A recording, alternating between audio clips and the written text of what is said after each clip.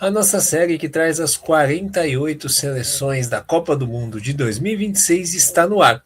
E nesse vídeo vamos conhecer um pouco mais sobre a seleção do Canadá. Você quer entender como joga, quem são os principais jogadores, quem é o treinador, como foi o ciclo, qual deve ser o provável 11 inicial, pontos fortes e fracos, tudo isso você vai ver nesse vídeo. A partir de agora você está no canal Miguel Fortunato Futebol de Seleções, o seu lugar se você quer ficar bem informado sobre a Copa do Mundo de 2026.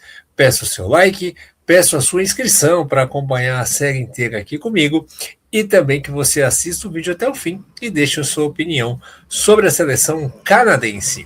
O Canadá será uma das 3 sedes da Copa do Mundo de 2026. O país conta com 41 milhões de habitantes e muitos deles são imigrantes. O Canadá é um país que abraça muito a imigração, que recebe muitas pessoas de outros países. Tem até políticas para isso, né? Muitos brasileiros fizeram intercâmbio no Canadá, né, nos últimos anos, nas últimas décadas. Eu estou dando ênfase nisso porque isso tem muita influência na formação da seleção canadense nos últimos anos e no crescimento do nível técnico com toda a miscigenação que cerca essa seleção. Participações em Copas, 3. A primeira foi em 86, fez até uma participação digna, né? O Canadá enfrentou bem seus adversários ali, foi um jogo duro com a França lá na primeira fase, caiu na primeira fase, depois jogou em 2022, também fez uma participação digna, mas caiu na primeira fase também, né? No grupo que tinha Marrocos, Croácia e Bélgica, e agora vai para a terceira jogando em casa. O resultado em 2022, a fase de grupos. Vamos falar então do ciclo do Canadá, né? Que teve quartas de final da Copa Euro de 2023 e em 2025. Em 2025 foi eliminado pela Guatemala nos pênaltis. Na Nations da CONCACAF, em 2023 fez quartas de final também e em 2025 eliminou o Suriname nas quartas e chegou às semifinais. A Copa América foi a grande competição do Canadá, né? A seleção surpreendeu, foi segunda colocada no grupo que tinha Argentina, Peru e Chile, eliminou a Venezuela nas quartas de final e chegou nas semifinais. Amistosos, o Canadá fez 17 nesse ciclo. E aí você vê, né? O México fez 30, você vê como o México fez jogo, né? Que a gente falou no vídeo anterior. Foram 6 vitórias, 7 empates e apenas 4 derrotas. E é interessante salientar que o Canadá é uma seleção que toma poucos gols. Dos últimos 9 jogos, e os últimos 9 jogos da seleção canadense foram amistosos, a seleção só levou 3 gols. 1 da Austrália e 2 da Islândia na última data FIFA. Bom, o treinador do Canadá é Jess Marsh, técnico norte-americano, que negociou com a seleção dos Estados Unidos antes deles acertarem com o Pochettino, disse que ficou muito frustrado, né? Mas agora diz que está feliz na seleção do Canadá. Ele assumiu em maio de 2024, um mês antes da Copa América, que o Canadá foi semifinalista. Ele substituiu o John Herdman, né? Para quem se lembra, foi o técnico inglês da seleção canadense na Copa do Mundo de 2022, e é um cara que fez muito sucesso na seleção feminina do Canadá, que é muito forte no futebol feminino, e aí foi alçado para a seleção masculina. Mas aí o trabalho não ia tão bem, né? Caiu na Copa Ouro, e aí o Jess Marsh chegou. Ele fez uma carreira brilhante na Áustria, né? 4 títulos, né? 2 campeonatos nacionais e 2 copas pelo Red Bull Salzburg. Isso alçou ele a treinar o Leeds na Premier League, entre outras equipes. É um técnico que gosta muito de um futebol intenso, de um futebol ofensivo e muito competitivo. Vem aí fazendo um grande trabalho na seleção do Canadá. Bom, vamos falar agora dos principais jogadores do Canadá e, obviamente, quando se pensa na geração do Canadá, se pensa nessa dupla aqui que você está vendo na tela, né?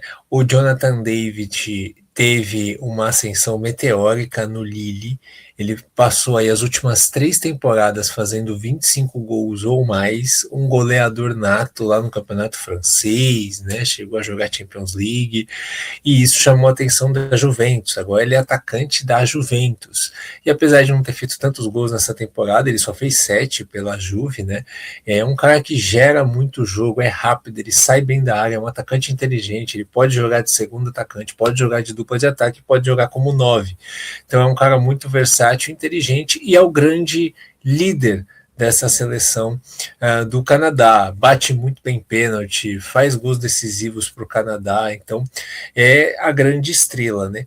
E ele acabou alçando essa liderança toda ainda mais, né, nesse final de ciclo, porque o Alphonso Davies esteve muito ausente, né? O Alphonso Davies não jogou as últimas 10 partidas com a seleção do Canadá por conta das suas lesões, né? Ele tem um problema na coxa direita, retornou agora no dia 4 de abril pelo Bayern de Munique, mas o Alphonso Davies é outro cara que é acima da média. Se não fossem as lesões, talvez ele tivesse no patamar de Nuno Mendes, no patamar de outros jogadores aí que são considerados os grandes nomes da lateral esquerda na atualidade. O talento não falta para ele, o que está faltando é entrar em campo, né? Se ele conseguir se manter em forma, certamente vai ser uma ótima adição para o Canadá, especialmente do ponto de vista ofensivo, né? Uma máquina física, muito habilidoso. O Alphonso Davies, que tem ascendência ganesa, né? Mas ele já falou em várias entrevistas, né? Que o Canadá deu tudo para ele, o Canadá o ajudou a construir a sua vida, a sua carreira, então ele tem muito orgulho de vestir a camisa do Canadá. Tajon Buchanan, meia aberto pela direita, né, que também pode ser um meia centralizado, ele que hoje atua no Villarreal, um jogador habilidoso, um jogador que tem um bom passe, uma boa bola longa e também ajuda muito na marcação, né? É o grande jogador de criatividade de meio campo do Canadá e também tem uma experiência de Europa já de muitos anos, certamente vai ser uma peça muito importante. Assim como Tani Oluwasei, atacante também do Villarreal da Espanha, né? Hora titular, hora reserva, né? Vai disputando posição lá no ataque, mas no Canadá ele vem sendo titular. Ele ganhou a posição do Larin, que é o segundo maior artilheiro, né? Que o Jonathan David é o maior artilheiro da história do Canadá com 30 gols, o Larry tem 30, jogador veterano, jogador histórico, mas o Oluwasei atropelou e ganhou essa posição.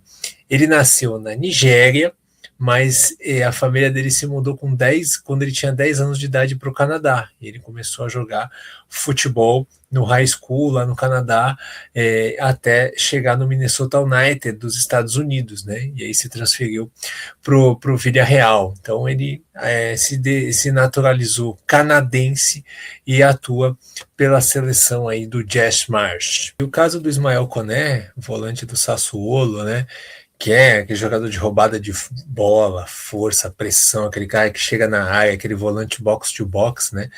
É um caso muito parecido com o anterior. Ele nasceu na Costa do Marfim, mas se mudou com a mãe aos 7 anos de idade para o Canadá e começou a jogar futebol lá e se naturalizou canadense. A miscigenação da seleção canadense por conta do país ser favorável à imigração, que eu falei no começo do vídeo.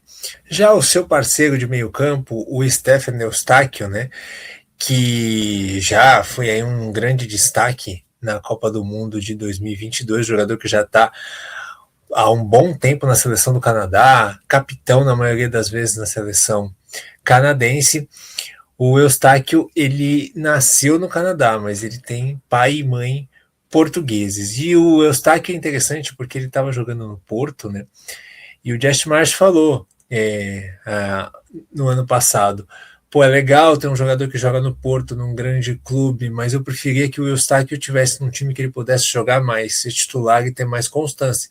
E o Eustáquio ouviu esse conselho, né? Ele tá jogando no Los Angeles, agora na MLS, e tá aí com muito mais rodagem, né? Tudo bem que agora tá no começo da temporada nos Estados Unidos ainda, mas ele tá num time onde ele tem mais espaço para poder ganhar esse ritmo de jogo.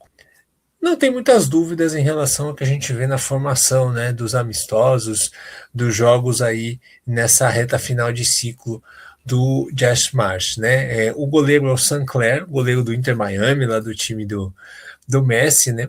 Em alguns jogos joga o Crepô. O Crepô também tem bastante oportunidades e não tem muita diferença de nível entre os dois. Nos principais jogos joga o Sinclair, mas o Crepô tá ali numa sombra próxima ali para tentar disputar essa vaga. O lateral direito é o Sigur, né, que é um meia que joga de lateral direito, muito por isso ele corta muito para o meio.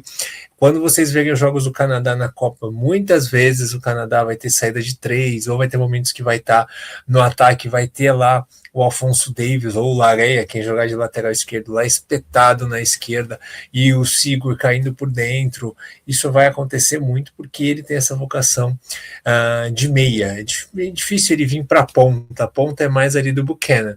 Ele é um cara que vai jogar assim, joga lá na Croácia, é um jogador que está muito bem consolidado na seleção do Canadá.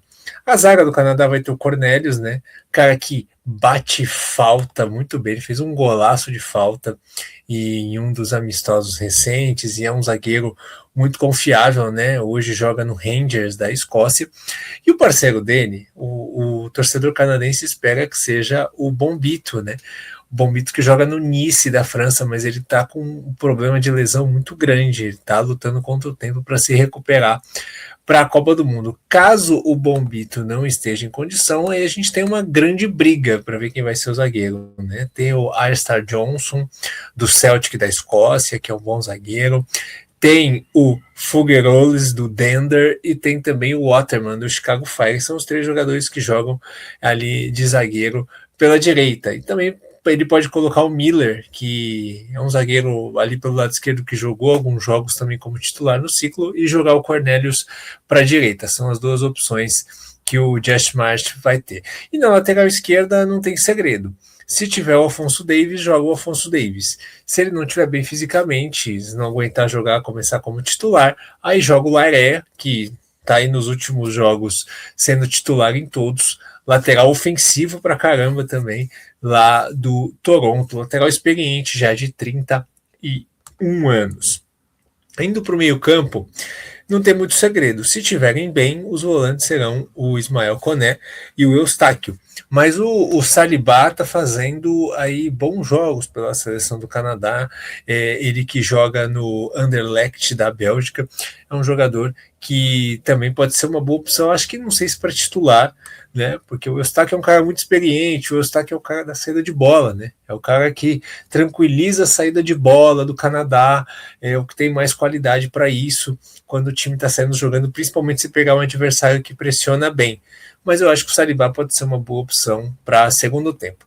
O Canadá é 4-4-2, né, do jeito que está aí no campinho, aquele estilo bem britânico das antigas, defende em 2 linhas de 4, os 2 na frente, e com a bola inicialmente é assim. Aí tem algumas variações, né? Claro, tem movimentação, e muito por conta do Ahmed, que é ali o ponta esquerda, que joga no Norwich da Inglaterra, ele que nasceu no Canadá, mas é filho de pais etíopes. E o Ahmed, ele mudou o Norwich na Inglaterra, né? O Norwich está na zona do rebaixamento, ele foi contratado em janeiro e mudou a temporada do Norwich na segunda divisão inglesa, jogador que foi um dos grandes expoentes aí do Vancouver Whitecaps nessas boas campanhas que fez em MLS, em CONCACAF Champions League. Então é um jogador muito especial, né? Ele é um meia esquerda, um ponta esquerda ali muito imprevisível. Vai no corredor, corta para dentro, bate de fora da área, tem um bom passe, tem infiltração. É um jogador que faz de tudo um pouco. Bate escanteio, bate falta, então é um jogador também de muita qualidade, assim como o Buchanan. Então tem 2 meias bem criativos e tem aí variações, um dos 2 pode cortar para o meio, para o lateral passar no corredor. Vai acontecer muito do Jonathan David sair da área e chegar algum jogador junto com o Oluwasei ali dentro da área. Então essas são as formas de jogar do Canadá. E o time é basicamente esse, um time sólido, repito, que toma muito poucos gols. toma poucos gols e é um time que pode aí fazer uma boa surpresa nessa Copa do Mundo. Bom, vamos olhar alguns prints agora para a gente entender um pouquinho mais desse funcionamento. O que o Josh Marsh procura sempre nas roubadas de bola, seja na pressão alta ou seja em bloco médio, é sempre gerar uma superioridade, né? Porque quando você retoma a bola, você pega o adversário desarmado e gera uma superioridade. Esse jogo é um amistoso, vitória do Canadá por 2-0 contra a Venezuela, no final do ano passado. Nesse movimento, a gente vê o Jonathan David ali cercado por dois, ali na entrada da área, ele saindo da área, ali se tornando um segundo atacante, ou o Olasei, ele vira o centroavante enfiado na área. Quem está ali com a bola na ponta esquerda é o Larea, que realmente é um lateral ofensivo, tem muito fôlego para chegar. E aí a gente tem o Buchanan do lado direito, livre de marcação, e o Ismael Koné ali chegando, né? O Eustáquio, a gente vê nessa câmera do alto, tá ali mais para trás, fazendo a cobertura do lateral. O cruzamento vai na área, o zagueiro da Venezuela afasta e o Koné pega o rebote. Então essa superioridade gera aí possibilidades de gol, é isso que o Canadá vai buscar. Outro ponto positivo é a pressão do Martin, né? Ele gosta muito de pressionar, não é uma pressão o tempo todo, muitas vezes ele faz uma pressão média e conforme o adversário vai avançando com a bola aí, ele vai evoluindo a pressão e outras vezes o Canadá já ataca e faz a pressão alta. Nesse jogo contra o País de Gales, foi a melhor atuação do Canadá no ciclo, na minha opinião. O Canadá jogou muita bola fora de casa, ganhou do País de Gales lá. Aqui nesse lance você vê que o Canadá ataca na pressão, ali está o David enfiado ali para marcar o zagueiro, e aí essa pressão gera um erro de passe, e o Koné, que está aqui no finalzinho da imagem, do lado do jogador de País de Gales, ele salta e rouba essa bola, esse passe que foi mal feito por causa da pressão. Agora, um ponto negativo, eu acho que é um time que arrisca muito, gosta de jogar com a posse de bola mais alta quando tem a bola, e não é uma defesa que sustenta muitos contra-ataques contra centroavantes rápidos. Esse pode ser um grande problema. Aqui é o segundo gol contra a Islândia, uma situação que tem a perda de bola no meio campo e aí fica 3 contra 3 na velocidade. Aí o Oscarson ganha do zagueiro na corrida, ele sai atrás e chega na frente e faz o segundo gol da Islândia. É uma coisa que o Canadá tem que minimizar, principalmente se for jogar contra equipes mais rápidas.